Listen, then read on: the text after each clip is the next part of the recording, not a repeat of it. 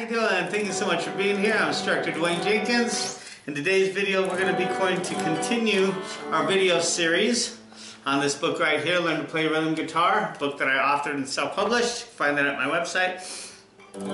Now, what we've been working on is how to improve our rhythm guitar playing. I've showed you how to play some open chords. I've showed you how to strum chords. I've showed you how to arpeggiate chords. I've showed you some basic chord theory. In our last lesson, I showed you how to play sus chords. We're very, very popular in a lot of songs, so I highly recommend you check those out. And if you didn't catch those videos, I'll leave you links for those below, and I'd recommend checking those out because all those things are very, going to help you with improving your rhythm guitar playing. So if you're struggling with any of that stuff, I'd highly recommend checking out those videos.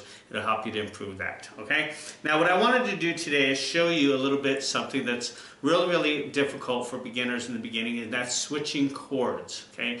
Once you learn your chords, it's not easy to switch between them, okay? That's the benefit of bar chords. Bar chords are hard to form in the very beginning, but once you get them down, switching between them is easy, because they don't change shape. Like this is G major bar chord, A major bar chord.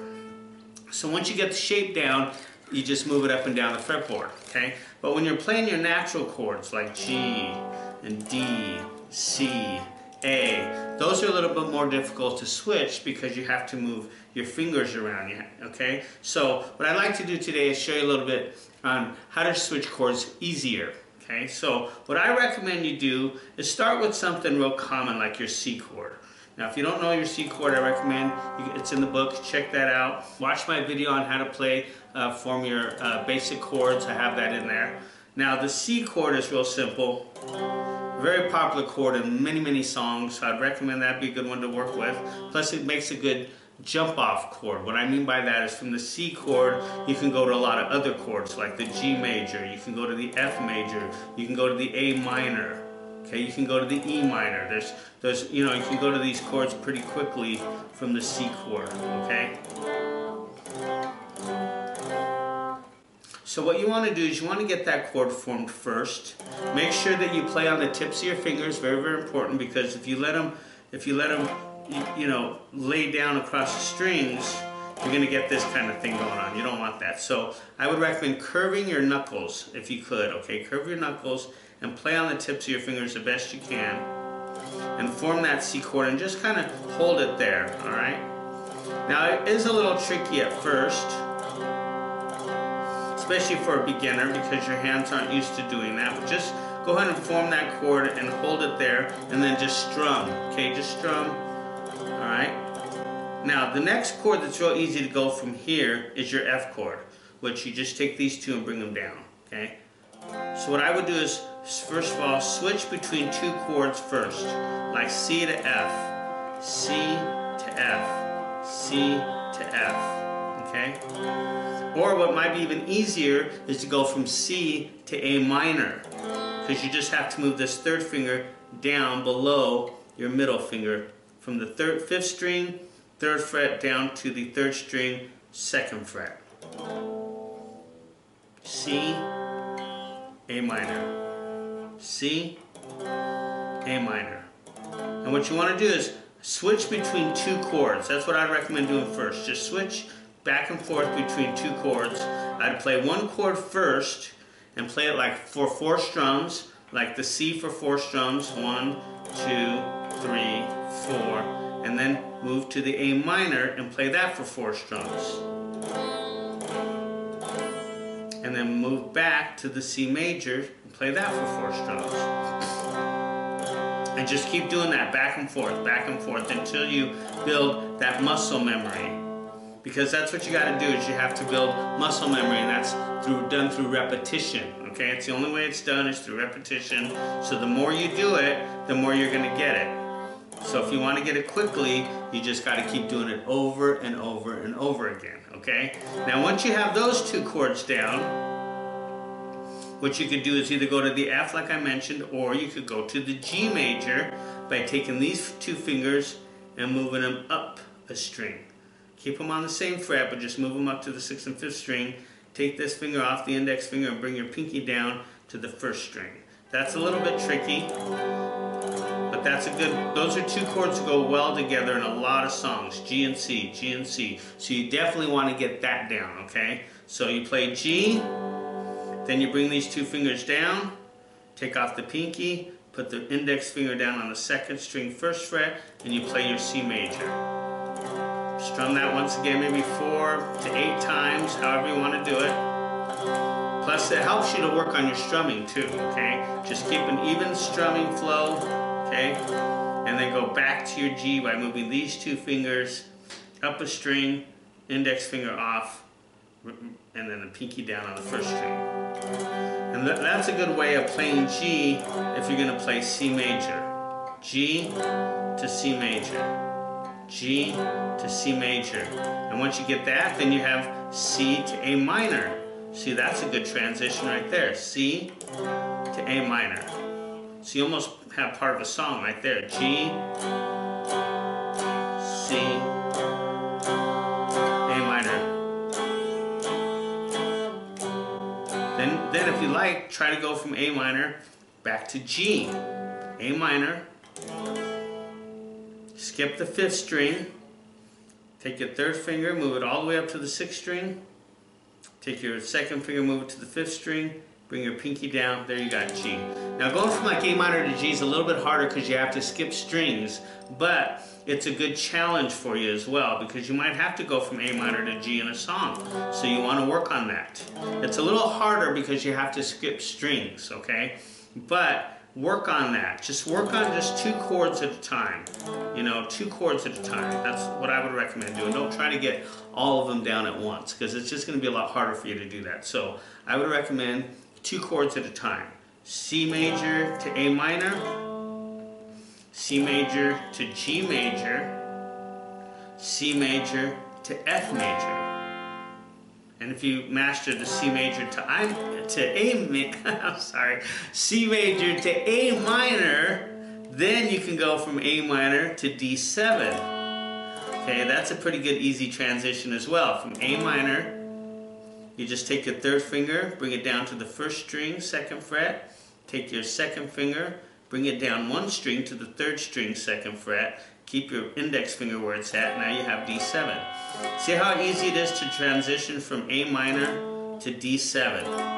A minor, D7. And once again, maybe hold the chord and strum it like 4 times. And then switch to the next one. Take that ring finger down to the 1st string, middle finger to the 3rd string, 2nd fret, and keep the index finger where it's at. And once again, play on the tips of your fingers. If you look at my hands, you can tell my knuckles are bent, and I'm playing on the tips of my fingers, okay? That's how you're going to get that. So make sure you work with that. So D7, you could go back to A minor. Play that for a few strums. I would say either 4 or 8. Just try to keep it like that because, you know, in common time music is either 4 time, 4 beats per measure. So I'd either do 4 or 8 and then go to C, back to C right there, and then back to G. Okay. Now, if you work on that enough, you pretty much have a chord progression. G, C, A minor, D7. Then to start all over again, you'd have to go back to G. So you're going to go from G7 back to G. See, that's kind of a tricky one there because you got to skip all the strings. But that's a good one to work on as well. G, D7. G major to D7. G to D7. Okay?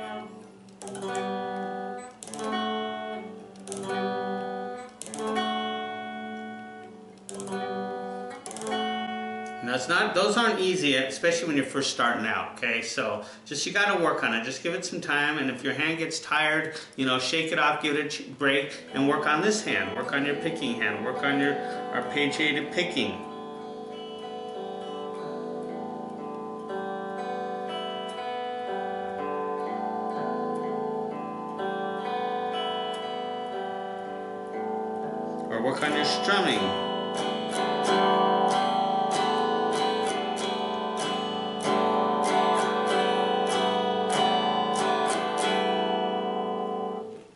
purpose of what you're trying to do is create your motor skills of having the two hands work together in time with each other. And that's the main thing that you're trying to accomplish here.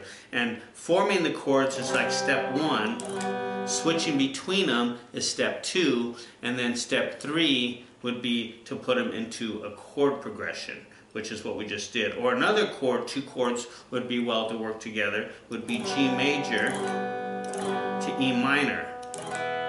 See how easy we could do that? We're playing G major with our ring finger on top, 6th string, 3rd fret, 2nd finger on the 5th string, 2nd fret, pinky on the 1st string, 3rd fret, and then all we have to do is take our ring finger and move it underneath the 2nd finger onto the 4th string, 2nd fret, take our pinky off, now we have E minor.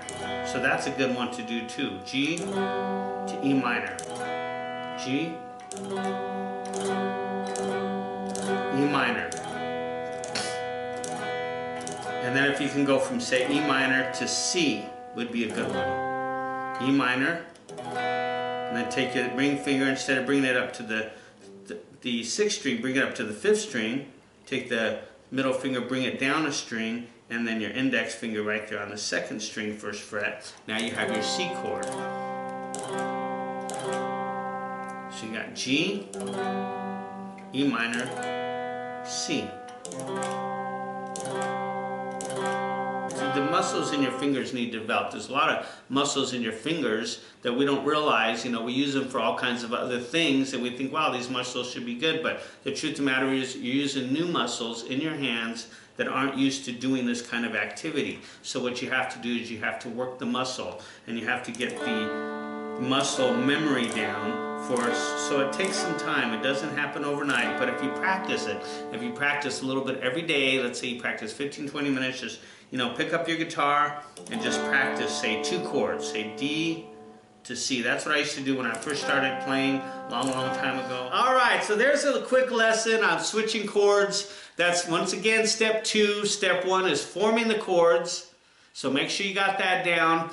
And step 2 is switching between them. And that's the hard part, is the transition between the chords. That's the hard part. So make sure you work on that. That's step 2. Because once you got that down, then you'll start to be able to develop playing songs, okay? Then step 3, of course, is putting them into a sequence, which is called a chord progression. That's a sequence of chords in a particular order.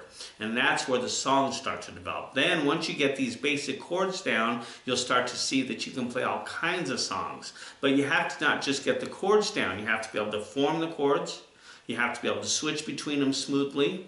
You have to be able to switch between multiple chords, because, you know, using a chord progression at least has 3 chords usually. Maybe there's a couple that might just have 2, but you know, 3 or more, 3 or 4. Usually if you can get 3 or 4 chords in a sequence, you can play a lot of songs. And then of course you got to get this hand developed too, the strumming, the arpeggio, picking, things like that. Okay? And then in our next lesson, I'll show a little bit more of what you can do to help develop your rhythm guitar playing. Alright? So if you're interested, I would recommend check out my book here, Learn to Play Rhythm Guitar. It teaches you all this stuff that I'm showing you in these video lessons, as well as more. And you can find this at my website at dwaynesguitarlessons.com. So check that out in this book and all my other ones that I've authored as well. So practice this, switching between chords, work on it a little bit every day, and then in the next lesson, we'll work on some more things to help improve your rhythm playing, okay? So have a good one, take care, and I'll see you then.